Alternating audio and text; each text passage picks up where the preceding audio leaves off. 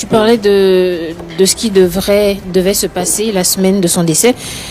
Comment étaient les derniers moments que vous avez passés ensemble? Est-ce que tu te souviens exactement de ce que vous avez fait, de ce que vous vous êtes dit? Donc, c'est le mardi, je pense, soit 29 février ou je ne sais pas quoi. C'était la veille de son décès. On était ensemble, on était parti voir un parrain qui devait nous réconcilier, continuer la réconciliation et qui devait financer l'un de nos projets. Donc on y est allé et on était ensemble, tout et tout. On a mangé, on a ri, on parlait de tout. Et c'est là qu'il me souffle à l'oreille que lui il veut aller acheter sa ventoline. Donc je lui dis d'accord, on a demandé l'argent et on a reçu l'argent, il a allé acheter sa ventoline. Et comme moi, avant de rentrer, je rentre à la maison avant 22h, je lui mettais la pression, je l'appelais à 21h pour dire ah, allô mon gars, c'est comment? Tu es où? Tu sais que je dois rentrer à la maison avant 22h.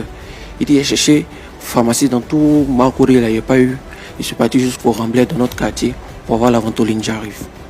Et il revient, on converse, et il me dit, ah, piment. Tout de suite, là, il a failli déjà, hein. Mais c'était pas sa première fois de me dire ça. Il a piqué 3 à 4 crises dans l'année. Des crises d'asthme. Des crises d'asthme. Et à chaque fois qu'il piquait sa crise, il me disait, il a failli déjà. Donc moi, j'ai pas pris ça au sérieux. Ça m'a pas alarmé. Ça m'a pas alarmé. Il dit, toi, tu aimes trop ça. À chaque fois que tu piques ta crise d'asthme, tu as failli déjà. Il faut laisser ça. À fait de mort la fois, on avait ça sur toi. Et c'était à 21h30 par là. Donc après ça, on est allé au quartier. On a marché de Carrefour Colombe jusqu'à mon Carrefour. Et c'est comme ça qu'on s'est laissé. Et tu es rentré chez toi? Et je suis rentré à la maison.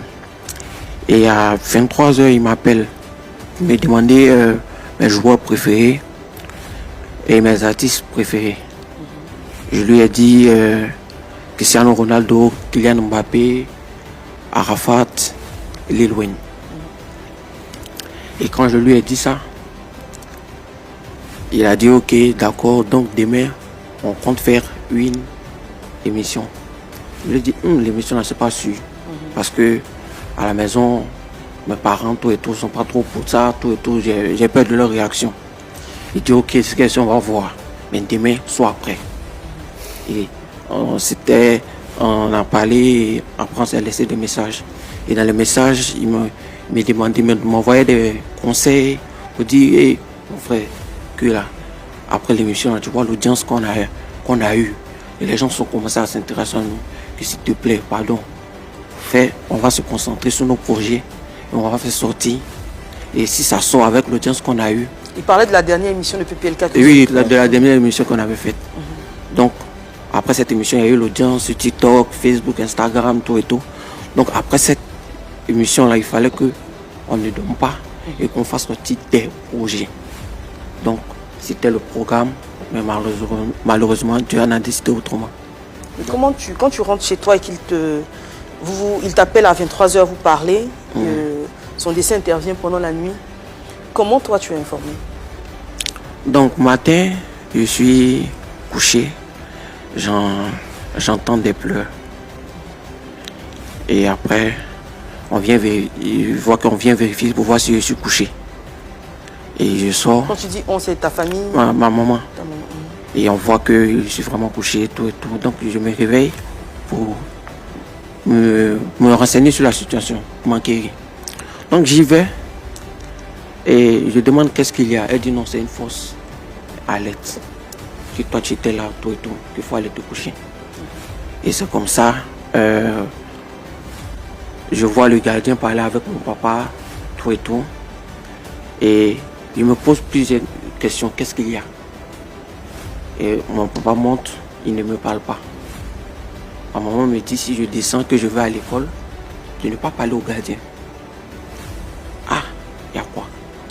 Je descends. Le gardien lui-même vient vers moi. Donc je lui demande il y a quoi? Il dit ton ami qui fait les mèches rouges là. Il est couché là-bas, on dit qu'il est décédé. Il dit mèche rouge, c'est moi qui faisais les mèches. Donc il refuse de croire. Il refuse même d'aller même là-bas. Je prends ma route, je vais manger, je devais déjeuner dans un coin du quartier. Donc j'y vais, je mange. Quand je mange, je reçois plusieurs appels. Je ne décroche pas parce que j'ai peur. Après, il y a l'un de nos amis, IB, qui me contacte, qui m'appelle à plusieurs reprises. Donc je décroche. Lui aussi, c'est pas annoncé nouvelle. Diallo, ciao. Les amants nous a quittés. Quitte où tu es là, viens rapidement. On est au carrefour jeune premier. Je ne sais pas comment, dans quel état j'étais, mais je refusais de croire. Mais j'ai peur d'aller. Donc j'appelle ma maman. Je lui fais part de la situation. Elle dit de ne pas partir directement, d'aller à la maison et on ira ensemble. Il y était toujours? Il y était toujours. Il y était toujours? Oui, de 5h jusqu'à midi. 11h ou 10h, je ne sais pas. Donc, j'y vais avec ma maman. Je vois la foule, les badauds. Tout le monde était là. Et quand j'arrive, je vois son pied, parce qu'il y avait un drap sur lui. Je vois son pied avec des chaussettes. Vraiment, j'ai su que c'était lui, mais je refusais toujours de croire. Jusqu'à ce que je vois son papa en pleurs, et je lui fais une accolade. Moi-même, mes larmes ont commencé à couler. Les gens disaient, voilà piment, voilà piment, voilà piment, voilà piment. Jusqu'à ce que son papa n'avait pas encore ouvert le drap pour voir même si c'était son fils. Donc au moment où il va ouvrir le drap, je vois, je regarde le corps. Vraiment, c'était dur. Je ne peux pas expliquer ce moment-là parce que c'est une page noire. Mais par contre, la rumeur nous disait que, père à son âme, qu'il était dans les pratiques mystiques. C'est vrai? Concernant les pratiques mystiques, moi j'ai démenti sur le plateau. Et je sais qu'il n'a pas fait. Maintenant, il se réfère juste au fait qu'il ait fait une émission où il ait parlé du sacrifice. Oui, c'était ici d'ailleurs. Mais parlons de rumeurs, on a entendu dire tantôt qu'il avait été agressé, tantôt... Qu'est-ce qui s'est véritablement passé? Bon, moi j'ai pas l'information. Est-ce que vous avez eu des témoins qui étaient là quand c'est arrivé ou pas du tout? Pas du tout. Passé aux il était tout seul, il n'y avait pas d'amis. 4h, 5h. Et le carrefour, il est mort là. C'est un carrefour où il n'y a pas beaucoup de personnes qui passent à 7h.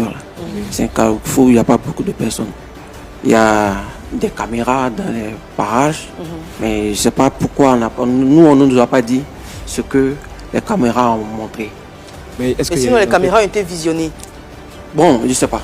D'accord. Sinon, je sais qu'il y a des caméras. Est-ce que la demande a été faite? Parce qu'en général, la demande est faite par la famille. Je suppose que ça a été fait. Je ne sais pas. Je Ok. suppose que ça a été fait. Mais quand tu le laisses... Est-ce qu'il y a une enquête qui a été ouverte?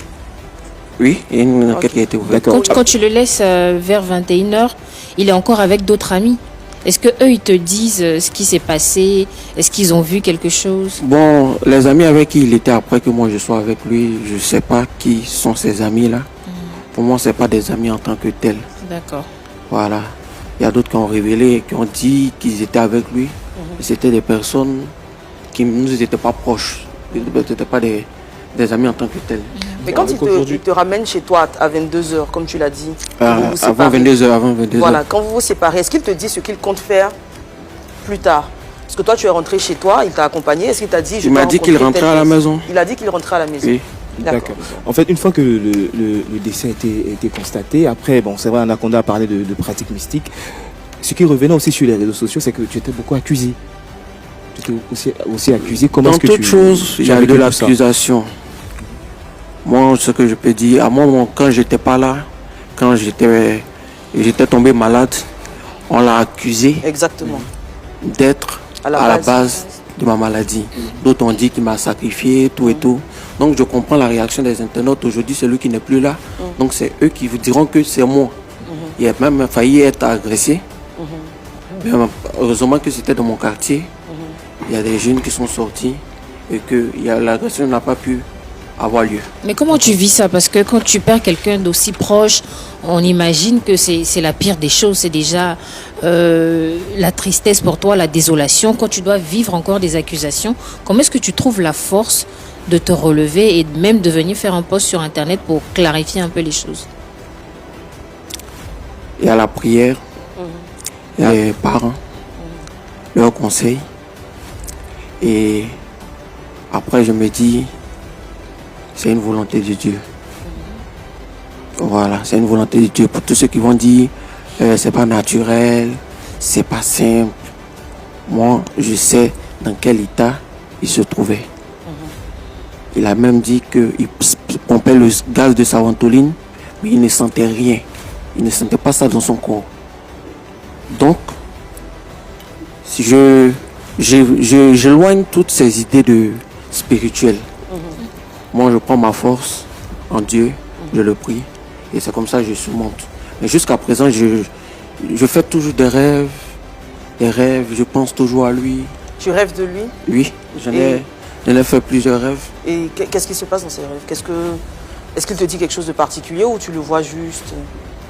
Bon, il y a eu un rêve où j'étais assis devant une pharmacie avec un ami, Freddy. Et je lui demandais, mais ton affaire là, c'est quoi? J'avais l'impression que c'était un rêve réel. J'ai dit, ton affaire là, c'est quoi? C'est meurtre, sans empoisonnement ou c'est quoi? Il a ri. Il m'a dit, Piment, c'est rien de tout ça. J'étais malade et j'ai négligé. C'est un rêve que je juge surtout, que j'ai vu.